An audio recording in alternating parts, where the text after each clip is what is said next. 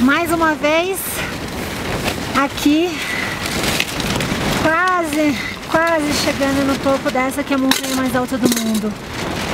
Essa montanha é muito sinistra. A gente está no acampamento 3, que é o último, e já está 8.300 metros, ou seja, mais alto que praticamente todas as montanhas do mundo. Que o universo permita e abra passagem para a gente chegar e ter a honra e o privilégio de ver de novo. Essa que foi uma das vistas mais maravilhosas que eu já vi na minha vida, que foi no topo do Everest, quando eu escalei a Passa Sul em 2013.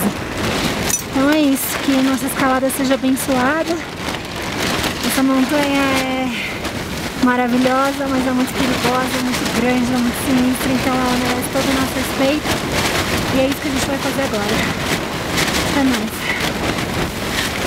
Olá, galera do YouTube, o meu nome é Karina Oliane e para quem está acompanhando essa série, a gente está escalando a face mais difícil, a face norte do lado chinês do Everest. E hoje é o dia que finalmente a gente chega no topo do mundo juntos. Dia de cume, né? Sabe que horas ele começa? Bem cedo. Meia-noite a gente já estava de pé e já estava começando a escalar essa altitude entre 8.300 para chegar nos 8.848. Então iam ser mais de 500 metros de desnível de altitude, escalando em cerca de 18 horas. Claro, a gente saiu no meio da noite, então estava muito frio. Conforme eu comecei a andar, os meus pés que eu não estava nem sentindo de tão congelados, de tão frios que eles estavam, eles começaram a aquecer. E aí você controla o ritmo do seu passo para controlar a temperatura do seu corpo. Você está cheio de camadas de roupa e você não pode andar nem muito rápido, que você vai suar e o suor dentro do seu corpo depois vai congelar. E você também não pode andar muito devagar, porque senão você congela. Então você tem que manter um ritmo, um passo bom ali, que dê para você coordenar com a respiração, usar o crampon direito, fincar ele na neve para você não escorregar e dar passos eficientes e conseguir um ritmo, porque esse ritmo vai horas e horas até você chegar lá em cima. Mas aí no meio do caminho você vai vendo um monte de coisa que tira a sua atenção nesse sofrimento, nesse frio, nesse cansaço, nessa falta de ar, e que você começa a dar muito valor por ter ido para um dos lugares mais bonitos do mundo e, sem dúvida, uma das vistas mais espetaculares que um ser humano pode ver. Uma das coisas que dá para você ver nessas noites de lua clara, todos os detalhes da montanha. A neve fica com aquele tom prateado por causa da luz da lua e você consegue ver todos os contornos e as corniças, os seracs, os blocos de gelo. O gelo brilha com a lua. E mesmo você passando todo aquele frio, você não consegue parar de olhar para o céu e admirar aquela beleza. É um céu muito limpo, muito estrelado, e a luz da lua parece que ela quase não tem atmosfera, e realmente não tem, porque você está muito alto, então ela é uma luz muito forte, muito prateada e bonita entrando ali para iluminar toda a montanha. Um dos motivos que a gente escolhe sair tão cedo, sair no meio da madrugada, é justamente porque está mais frio e você diminui bastante o risco de queda de rocha e de avalanche. Se você sai em algum momento onde o sol já está muito quente, o sol está derretendo a neve, pode escorregar alguma pedra ou então pode desencadear um próprio avalanche. Um dos outros motivos é que do meio-dia em diante, em montanhas tão altas quanto o Everest, entram as tempestades e o que eles chamam de wind gusts, que são aquelas rajadas de vento fortíssima que começa a realmente ficar risco de vida para os próprios escaladores. Então a gente tenta chegar no cume o mais cedo possível e descer antes do meio-dia. Porque depois do meio-dia, se você ainda estiver na montanha, você pode ser pego por uma tempestade e é aí que dão geralmente as grandes catástrofes do Everest. No meio da noite, a maior dificuldade era o vento e o frio, sem dúvida. Em um momento eu pensei que meu pé fosse congelar e aí eu comecei a respirar mais eficientemente, comecei a coordenar minha respiração, acelerei um pouquinho o meu passo para ver se eu esquentava e graças a Deus funcionou. Depois de um tempo, o meu pé esquentou e eu voltei a sentir ele. Mas eu fiquei preocupada porque a gente sabe de vários casos de frostbite, que são as lesões de congelamento em extremidades, e as pessoas às vezes têm que amputar o pé, amputar a mão, porque esse frio causa necrose e morte do tecido. Você está subindo à noite, o que aconteceu até chegar ao cume? Eu vi um monte de morto. Não, é verdade. Eu vi um monte de morto, aconteceu foi uma tragédia esse cume de 2017. Esse cume de 2017 foi um caos, assim. Tinha um cara lá, um holandês, que estava dividindo o acampamento base com a gente. E ele simplesmente estava obstinado pela montanha, era a 7ª vez que ele estava indo para o Everest e não conseguia ter feito cume. E aí ele estava com a lanterna virada para cima, caminhando tudo torto. Claramente eu já estava com edema cerebral, que é um dos problemas de medicina de montanha que mais mata. E a gente tentou fazer ele mudar de ideia e conversar com ele, falar, olha, desce, você tem uma filha te esperando, você tem família na Holanda. E ele começou a xingar e falar, você já chegou no cume do Everest, por isso que você não quer que ninguém mais chegue. Isso é louca e não sei o que. Eu falei, não é nada disso, para, você tá doido, né? Você tá com o cérebro inchado. Desce, vai respirar oxigênio, porque assim você vai se matar. Mas você não pode usar força no meio da montanha. Você só pode tentar convencer. E aí o Pemba viu que eu não estava conseguindo, veio com toda a doçura, com toda a gentileza dele e falou, Marca, eu já escalei o Everest 8 vezes, você está claramente sem condições de continuar escalando, desce porque você vai virar mais um desses corpos no meio da montanha. Você está colocando em risco a sua vida, você está colocando em risco a vida do seu Sherpa. Aí o Sherpa dele, tipo, não topou em continuar com ele, abandonou e ele quis continuar e a gente não pôde fazer nada.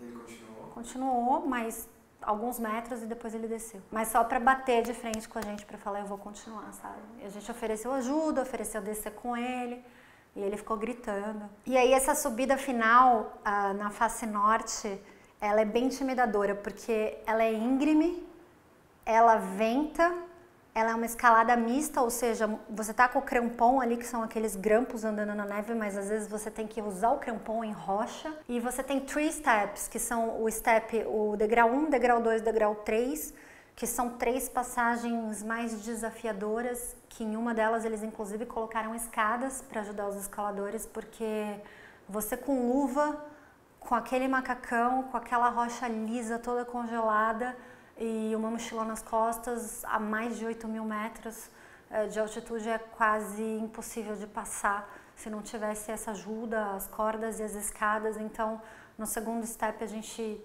teve que vencer um lance aí de 2 escadas. Depois no terceiro step teve que fazer bastante força e aí quando você sai dele, você já enxerga assim a aproximação final do cume, mas em vez de você continuar reto e subir para o cume direto, você dá a volta e sobe pelo lado, que é menos arriscado, e aí você vê aquele cume assim, tipo, bem ali, depois de caminhar a madrugada inteira e o sol nascendo, e o céu ficando lilás, roxo, laranja, amarelo, vermelho, e aí o sol nasce. E a hora que o sol nasce, tudo aquilo que você estava vendo só com uma luz prateada, fraquinha no meio da noite, você enxerga a altura de verdade, assim, você fala, caramba, eu tô muito alto. Você tá muito alto.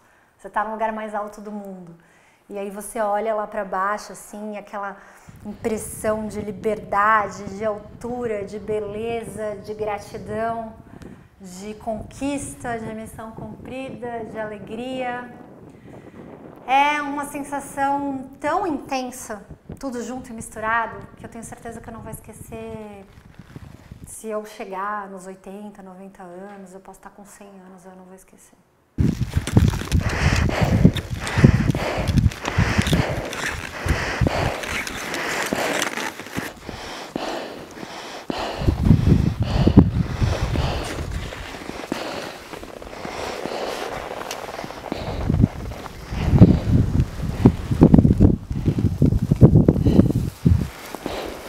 É ou não é uma das vistas mais lindas do planeta?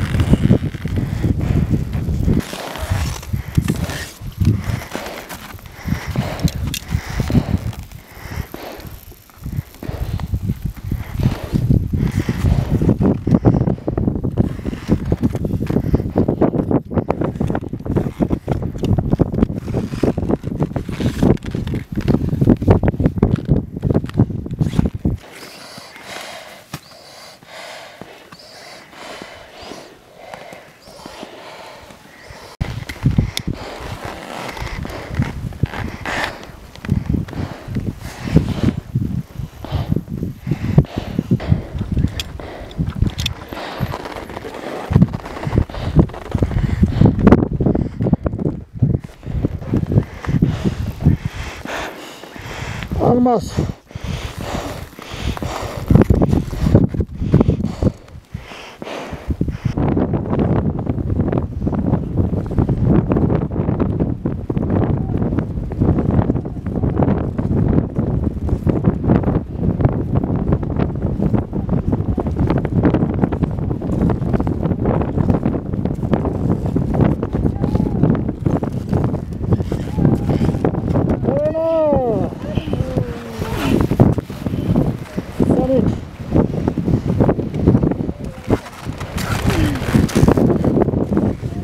Slowly. Congratulations again. Second time.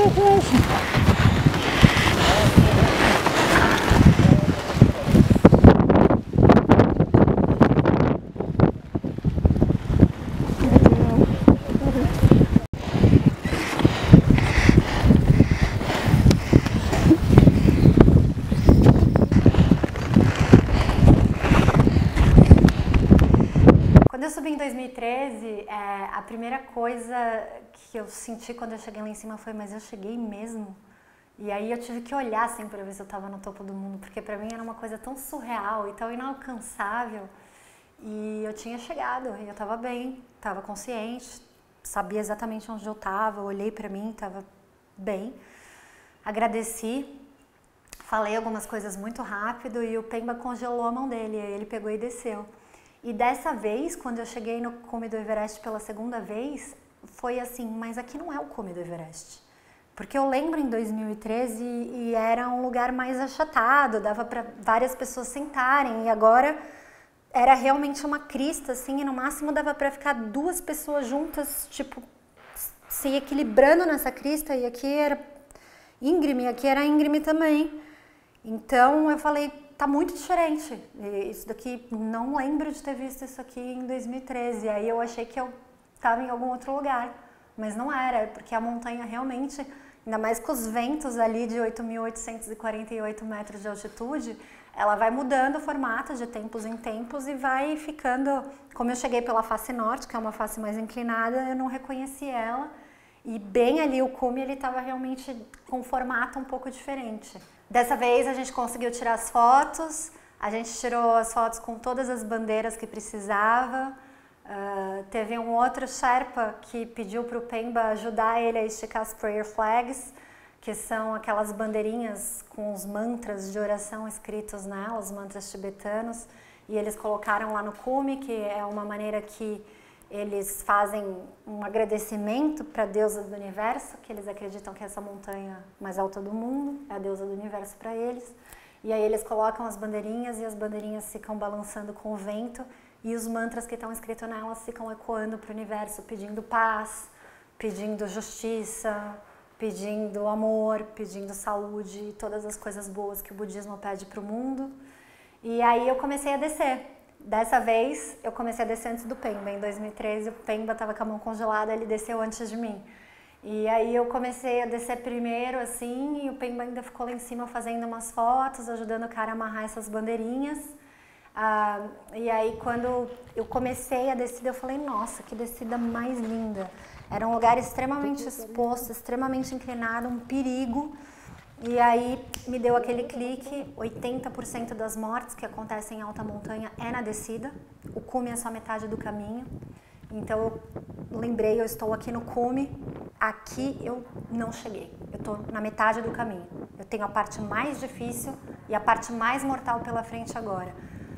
Cliquei aquele botãozinho de atenção e comecei a descer com muita atenção. E aí a gente desceu com atenção e desceu relativamente muito rápido. Quando eu vi, eu já estava no campo 3, a 8.300, empacotei a mochila, desfizemos a barraca, e aí o Pemba falou, você não quer descansar, não quer comer nada? Eu falei, vamos descansar no campo 2, porque aqui está muito alto. A gente ainda estava dentro da zona da morte, que é a zona acima dos 8.000. Aí a gente desceu para o campo 2, mas eu estava me sentindo muito mais forte ainda, com o oxigênio que começou a ficar mais abundante no ar, e aí eu falei, não, vamos lá no North Col a gente come, que era o campo 1. Aí a gente desceu pro campo 1, aí no campo 1 a gente parou, tomou um chá, comeu, descansou uns 15 minutos, mas ainda era cedo, e acho que eram 2 horas da tarde, e aí eu falei pro Pemba, vamos descer para acampamento base avançado? E aí a gente desceu para acampamento base avançado, chegou lá às 4 horas da tarde, ainda com uma luz e sol, claro, deu para sentar, deu para conversar, deu para contar para os nossos amigos como foi o cume, e deu para descansar. E aí no dia seguinte eu acordei, embalei a mala, fechei tudo e desci para o acampamento base para encontrar o Marcelo, que estava lá me esperando já há uma semana e certamente louco para saber como é que tinha sido esse ataque ao cume. E aí quando você volta de uma escalada dessa, você tem vontade de comer qualquer coisa que aparece pela frente, porque você perde pelo menos 5, 10 quilos. E aí você perde muita massa magra, muito músculo. Então a primeira coisa que você mais quer comer é carne, e você está muito desidratado e qualquer coisa que te colocarem na frente você quer comer, porque seu corpo está realmente precisando repor as calorias. Um dos motivos que me faz gostar muito das montanhas, apesar de todos os sofrimentos, porque escalar não é confortável, escalar nem sempre é legal, escalar muitas vezes te machuca e te deixa marcas, mas sem dúvida nenhuma escalar te transforma. E te transforma de uma maneira boa, te transforma como ser humano, eleva todas as suas referências na vida, muda o jeito como você trata as pessoas, muda o jeito como você trata o mundo e muda o valor que você dá para as coisas. Você começa a valorizar o que realmente importa na vida. Então é um momento sem dúvida que a sua cabeça abre e não volta nunca mais a ser o que ela era. Você consegue organizar os seus pensamentos. Você está muito perto de Deus, muito conectado com Ele, com mais nada. Desconectado de tudo que você tem que se desconectar e conectado com o que realmente importa.